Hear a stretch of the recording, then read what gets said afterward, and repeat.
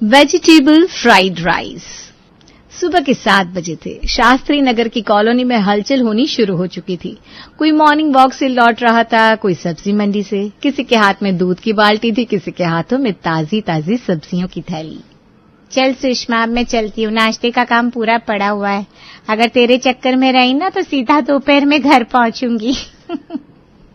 ये कहकर मोना एक कदम ही आगे बढ़ती है कि पुष्पा जी के घर की रसोई से एक सॉसपैन उड़ता हुआ आता है और उनके हाथ में बच जाता है और उनके हाथ से दूध की बाल्टी छूटकर गिर जाती है। अरे राम रे, हाथ तोड़ दिया।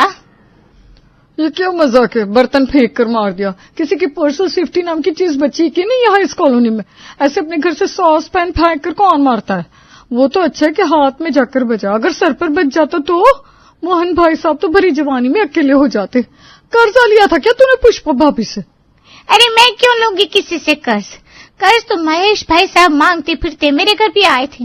इन्होंने मना कर दिया लगता है, और शायद उसी का बदला निकाला पुष्पा ने। तब एक चिमटा हवा में उड़ता हुआ आता है और सुषमा के पैरों के पास आकर गिर जाता है। अरे मोहल्ले वालों, देखो क्या कर रही है पुष्पा भाभी हम लोगों के साथ। और एक साथ सभी मोहल्ले वाले एकजुट होकर पुष्पा के घर के अंदर चले जाते हैं, जहां वो देखते हैं कि ये बर्तन की मारामारी पुष्पा नहीं, उसकी दोनों बहुएं आपस में कर रही हैं। तो आप कर लीजिए ना भाभी, सारा काम करने का ठेका मैंने लिया है क्या? नहीं लिया है तो अब ले ले। कैसे ले सकती हूँ भाभी? लेना तो सिर्फ आपने ही सीखा है ना, कभी अपनी सास से, कभी ससुर से, कभी देवर से। फिर बोली तू रुक जा, रुक तू, मेरा बीपी बढ़ाकर मुझे मारना चाहती है ना, तू रुक। बेलन कहाँ है? अभी तेरा सर फोड़ती हूँ। ये कहकर सीमा जैसे ही बेलन मारने के लिए ज्योति की ओर दौड़ती है। ज्योति रसोई से निकलकर हॉल में आ जाती है और दोनों देवरानी जेठानी पूरे मोहल्ले को उनके घर में खड़ा देखकर हैरान हो जाती हैं। अरे बाप रे, एक दूसरे की दुश्मन बनी पड़ी है ये दोनों तो। पुष्पा की हालत इतनी खराब हो जाएगी, सोचा नहीं था। अगर तूने पहले ये चीजें संभाल ली होती तो शायद आज ये सब ना हो रहा था तेरे घर पर। मेरी सहानुभूति आपके साथ है पुष्पा भाभी। ये कहानी शुरू होती है पुष्पा के घर से। पुष्पा के 2 बेटे थे, करण और प्रेम। बड़े की शादी हो चुकी थी और दूसरे की बहू बस 2 दिन पहले आई थी। सभी को खाना परोसते हुए बड़ी बहू सीमा कहती है, खाइए मम्मी जी, और खाने की भरपूर बुराई कर लीजिए। अरे भाभी, अब आप शुरू मत हो जाइए। घर में नया मेंबर आया हुआ है, पहले ही दिन सब कुछ ज्योति के सामने खुल जाएगा तो उसका मुंह खुलते भी वक्त नहीं लगेगा। और खाने को लेकर फिर ड्रामा ना हो, इसीलिए तो मुझे इतनी हड़बड़ी में शादी करनी पड़ी। जरा लगाम लगा कर रखता तू तो बहू के बोली ऐसी तीखी ना निकलती करा। अरे मम्मी, सीमा मजाक कर रही है, जरा उसका एक्सप्रेशन तो देखो, हंसकर बोल रही वो। और वैसे भी हम सब जानते हैं कि सीमा के हाथ में स्वाद तो है। वो जरा खाना ठीक से नहीं परोसती, पर आज परोस देगी। सभी को ठीक से खाना परोसना सीमा। अपने हिसाब से ठीक ही बना है करण जी, आप लोग खाइए तो। सभी नाश्ता करना शुरू करते हैं। ड्राई मिक्स वेज पराठे और जलेबी। नाश्ते में बुरा कॉम्बिनेशन नहीं है, पर वो कॉम्बिनेशन किस तरह से परोसा गया था वो जरा अजीब था। ये कैसी आड़ी टेढ़ी जलेबी बनाई है बहू तूने, और ये पीले पीले से क्यों लग रहा है? सूखी सब्जी का तेल बहते हुए जलेबी की तरफ आ गया है पापा। जलेबी ने ना तेल एब्जॉर्ब कर लिया और बेचारी पीली पड़ गई। और शायद जलेबी का रस बहता हुआ पराठों में आ गया है, इसलिए रोटी जरा मीठी सी लग रही है। और ये कटहल तो तारीफ के काबिल है। मिक्स वेज में कटहल, और वो भी इतने बड़े। बैंगन भिंडी कुछ भी डालने को बाकी नहीं छोड़ा तूने। मिक्स वेज क्यों, इसका नाम सब्जियों की दावत ही रख दे। और ये भिंडी आपने काटी भी है या बिना काटी कोरी भिंडी की सब्जी बना दी भाभी? समझ में नहीं आ रहा। ऐसे ही थोड़ी ना सब आपके खाने की बुराई करते हैं। अब देखने में ये खाना कितना गंदा लग रहा है, खाने की हिम्मत नहीं हो रही है मुझे। अब यही खाना नई बहू के सामने मत परोस देना बहू। अगर ये सब देखेगी तो क्या सोचेगी, हमारे घर में इस तरह का बेढंगा खाना बनता है। मेरे खाने से परेशान होकर ही आप लोग नई बहू को लेकर आए ना। एक काम कीजिए, खुद के मुंह को और तकलीफ मत दीजिए और ज्योति से रसोई पूजन आज ही करवाकर श्री गणेश कर दीजिए। मुझे भी कोई शौक नहीं है इतनी गर्मी में रसोई में जाकर अपनी कमर तोड़ने का। मैं तो खुद बैठकर ठाठ से खाऊंगी। और शादी के तीसरे ही दिन पुष्पा अपनी बहू के कमरे में जाती है और उसे रसोई पूजन करने को कहती है। पर मम्मी जी, जब आप मुझे देखने आई थी तब तो आपने कहा था कि आपके घर में नई बहू को 3 महीने बाद ही रसोई में भेजा जाता है? अरे बहू, तो कौन सा मैं तुझे धक्का देकर रसोई में भेज रही हूँ। वो क्या है ना बहू, कल से खराब दिन शुरू होने वाले हैं। उसके बाद पंडित जी गांव चले जाएंगे, तो कैसे हो पाएगी तेरी पहली रसोई की रस्म। ठीक है मम्मी जी, आप चलिए, मैं आती हूँ। और पुष्पा के कमरे से जाती ही ज्योति अपनी बड़ी बहन निकिता को कॉल लगाती है। आपने तो कहा था आपने पहले ही मेरे ससुराल वालों से बात कर ली थी दीदी, पर यहाँ तो ऐसा नहीं लग रहा। अभी तक मैं हनीमून पर भी नहीं गई और मम्मी मुझे रसोई पूजन करने को बोल रही हैं। एक बार मैं रसोई में गई ना तो फंस कर रह जाऊंगी। ठीक है, तू ना रसोई पूजन करने से इनकार कर दे। ज्यादा से ज्यादा क्या होगा, प्रेम जी के मन में तेरे लिए डाउट आ जाएगा। एक तो अरेंज मैरिज, ऊपर से नाराज पति। यहाँ तो मैंने सोचा था ससुराल जाते ही तू सभी का दिल जीत लेगी और फिर मैं सही वक्त देकर प्रेम जी से तुझे अलग लेकर रखने की बात कर दूंगी, पर यहाँ तो तू पहले ही दिन विद्रोह करने पर आ गई है। तू अपनी जिठानी को ही हेड बने रहना देना चाहती है, तो फिर ठीक है। अरे दीदी, आपको मुझे समझाना चाहिए ना, कहाँ कुछ पता होता है मुझे। ठीक है, मैं अभी जाकर रसोई पूजन करती हूँ और सभी के लिए खाना बना देती हूँ। अपनी बहन की बात सुनकर ज्योति रसोई में जाकर अपनी पहली रसोई की तैयारी शुरू कर देती है। ऐसा खाना बनाऊंगी कि सभी देखते रह जाएंगे, और खाना डेकोरेट करने में तो मुझे महारत हासिल है, पर नॉर्मल डेकोरेट करने में मजा नहीं आएगा। आज मेरी पहली रसोई है। एक काम करती हूँ, चटनी तैयार करती हूँ, फिर चटनी को पॉली बैग में भरकर पराठा और चावल को डेकोरेट करूंगी, यही सही रहेगा। हर छोटी बड़ी बारीकियों का ध्यान रखते हुए ज्योति खाना बनाना शुरू करती है। आलू की सब्जी, जिसमें कटे हुए आलू सारे के सारे एक ही साइज के थे, ना कोई छोटा ना कोई बड़ा। सभी को छोंककर हर कटोरी में बराबर से भरा गया। चावल के ऊपर का डेकोरेशन देखते ही बन रहा था और ऐसे ही सभी प्लेट को बहुत ही खूबसूरती से सजाकर ज्योति खाना टेबल पर परोसती है। इसे बोलते हैं खाने की प्लेट। क्या खूबसूरती से प्लेट सजाई है बहू। मैं तो देखकर बता सकता हूँ खाना बहुत ही लाजवाब होने वाला है। मुझसे तो रुका ही नहीं जा रहा, मैं खाना शुरू कर रहा हूँ। ये कहकर हड़बड़ाता हुआ महेश जैसी गर्मा गर्म निवाला अपने मुंह में रखता है, उसकी सारी एक्साइटमेंट धरी की धरी रह जाती है।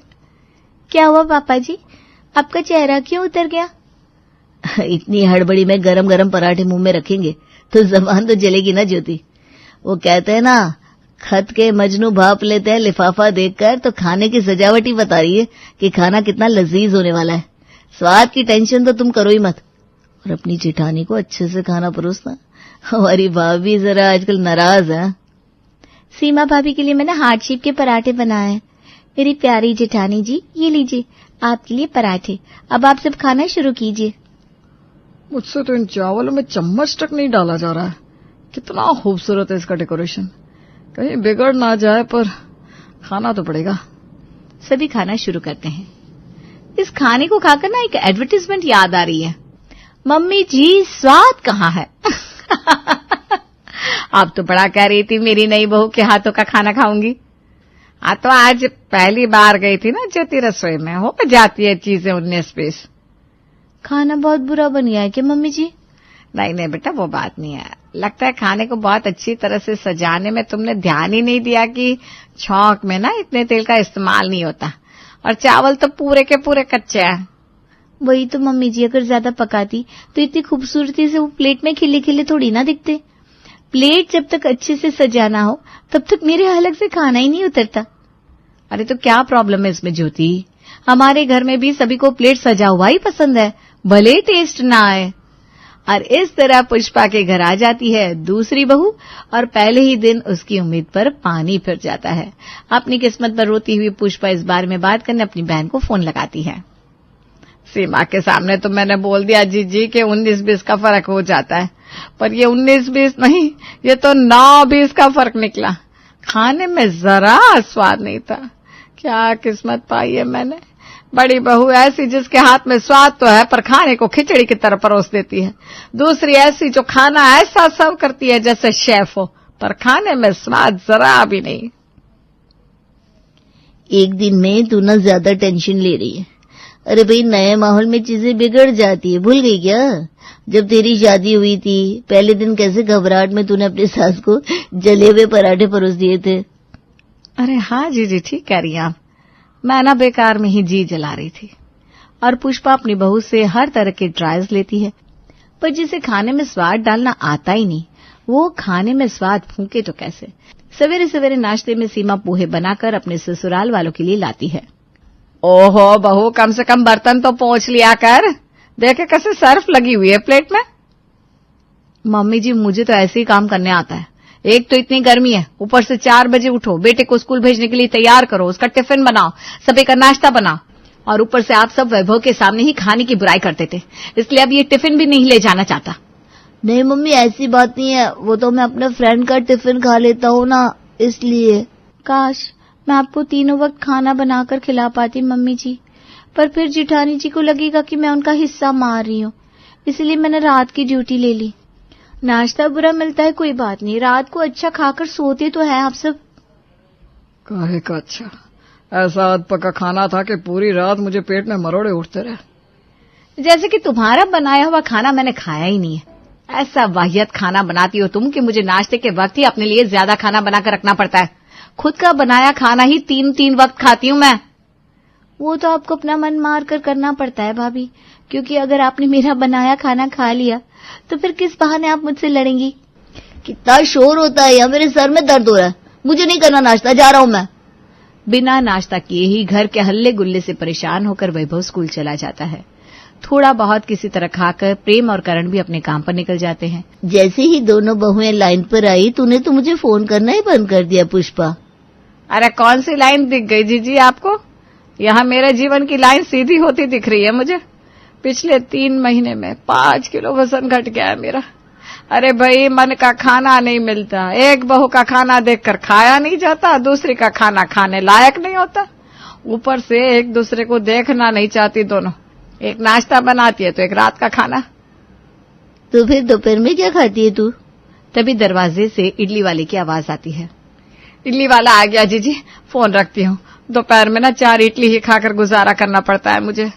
इडली लेकर पुष्पा जैसे ही हॉल में जाकर खाना शुरू करती है, ज्योति वहां आती है। घर में 2 बहुओं के होते हुए भी आपको इडली खानी पड़ रही है मम्मी जी। आपके साथ जो हो रहा है ना, इस सब के जिम्मेदार सीमा भाभी हैं। खाकर मानेगी वो आपको। अपने कमरे में आराम से फोन चला रही सीमा अपना नाम सुनकर बाहर हॉल में आती है। किसका सर्वनाश हो गया? भगवान के नाम कम पड़ गए थे क्या, जो सीमा के नाम का रट्टा लगाया जा रहा है? खाकर मानेगी क्या तू मुझे ज्योति? अब क्या चाहिए तुझे? क्यों खाऊंगी आपको, खाए आपके कर्म। अपनी सास को गंदे हाथों की बनी इडली जो खिलवाती हैं आप। मैं खिलवाती हूँ? मतलब कुछ भी? इडली मैं लेकर आई थी क्या? अब मम्मी जी को मेरे हाथ का खाना नहीं खाना तो मैं क्या करूं? बस इसी बात पर रोज की तरह दोनों देवरानी जेठानी जोर जोर से लड़ना शुरू कर देती हैं। तभी दरवाजे पर अपना स्कूल बैग लिए वैभव आता है। सुबह मैं गया तो तब भी दोनों लड़ रही थी, अब भी लड़ रही है। मुझे दवा दो दादी, मेरे सर में दर्द हो रहा है। क्या हो गया वैभव बेटा, तबीयत ठीक नहीं है क्या? चलो कमरे में, चाची सर दबा देगी। हाँ क्या हुआ बेटा, बहुत तेज धूप थी क्या बाहर? वैभव किसी से कुछ नहीं कहता और अपने कमरे में जाकर दरवाजा बंद कर सो जाता है और सीधा रात को ही अपने कमरे से बाहर निकलता है। इस वक्त भी देवरानी जेठानी में खाने को लेकर बहस चल रही थी। कल मेरे स्कूल में फैमिली डे है, सभी को बुलाया है, अब सबको आना है। मैं अब सोने जा रहा हूँ। इससे क्या हो गया, जब देखो सोता ही रहता है। अगली सुबह सभी वैभव के स्कूल में जाते हैं, जहां फिर से सीमा और ज्योति आपस में बहस करना शुरू कर देती हैं। अब समझ में आया मुझे कि इस बच्चे की हालत ऐसी कैसे हो गई। एक तरफ तो आप लोग उसे यूनिटी सिखाते हैं और दूसरी तरफ खुद ही अपने परिवार में यूनिटी नहीं है। स्कूल में ऐसा कोई भी प्रोग्राम होता है जिसमें बच्चों को साथ में भाग लेना होता है, वहां आपका बेटा आगे आना ही नहीं चाहता। हर वक्त कहता है सर में दर्द हो रहा है और पूरे क्लास में सोता रहता है। अब तो जरा सी आवाज भी इसे बर्दाश्त नहीं होती। हे भगवान, ये क्या हो गया हमारे बच्चे को। घर का माहौल ऐसा रहेगा तो बच्चे के नाजुक दिल पर तो असर पड़ेगा ही पुष्पा जी। मुझसे बहुत बड़ी गलती हो गई। अब तुम दोनों को खाना बनाने की जरूरत नहीं है, मैं खाना बनाने वाली ही रख लेती हूँ। वैभव की हालत को जानकर ज्योति और सीमा हैरान हो जाती हैं। बच्चा अपने बड़ों से ही सीखता है दीदी, मुझे माफ कीजिए। और किसी खाना बनाने वाली को रखने की जरूरत नहीं मम्मी जी। आज रात का खाना हम दोनों देवरानी जेठानी मिलकर बनाएंगे। और आज रात को खाने की तैयारी दोनों देवरानी जेठानी मिलकर करती हैं। एक को चीजों को अच्छे से प्रेजेंट करने की नॉलेज थी तो दूसरी के हाथों में था स्वाद। ज्योति सब्जियों को बारीक बारीक काटकर अपनी जेठानी को देती है। इतनी सारी सब्जियां काटी है तूने। अब तू आराम से बैठ, मैं सब्जियों को सोते कर देती हूँ। एक तरफ चावल उबल रहे थे, एक तरफ सब्जियां सोते हो रही थी, और फिर तेल मसाला डालकर सीमा बना देती है फ्राइड राइस। फ्राइड राइस को खूबसूरत तरीके से गार्निश कर ज्योति सभी को परोसती है। आज घर कितना अच्छा लग रहा है ना दादी, सब कितने प्यार से साथ में बैठे हैं। सही बात है बेटा, और परिवार में तो मिल बांट कर ही रहना चाहिए। जैसे कि आज गाड़ी भैया ने चलाई और मैं आराम से पीछे बैठा रहा, फिर घर आकर भैया ने आराम कर लिया और मैंने पापा के पैरों में तेल लगा दिया। तेरी माँ और चाची रसोई में काम कर रही थी तो मैंने सभी के कमरों के चादर बदल दिए। ऐसे ही तो मिल बांट कर यूनिटी से घर चलता है बेटा। अब जल्दी से फ्राइड राइस खाकर बता कैसा बना है। पूरा परिवार एक साथ फ्राइड राइस खाता है और खाता ही रह जाता है। अरे वाह बहू, क्या चीज बना दी तूने, मजा आ गया। रेस्टोरेंट का खाना भी फेल है इस वेजिटेबल फ्राइड राइस के आगे। सच्ची पापा जी? सच्ची पापा जी? हाँ बेटा, इसके साथ तो सॉस की जरूरत भी महसूस नहीं पड़ी। और ऐसा इसलिए हुआ क्योंकि आप दोनों ने मिलकर खाना बनाया। अब से मिलकर ही बनाएंगे बेटा। हम दोनों के इस कलेश के कारण मोहल्ले वालों को भी बहुत प्रॉब्लम हुई है, तो क्यों ना ये वेजिटेबल फ्राइड राइस पूरी सोसाइटी में बांटे जाए। और फाइनली देवरानी जेठानी के इस वेजिटेबल फ्राइड राइस को खाकर मोहल्ले वालों की भी नाराजगी खत्म हो जाती है और पुष्पा का पूरा परिवार खुश हो जाता है।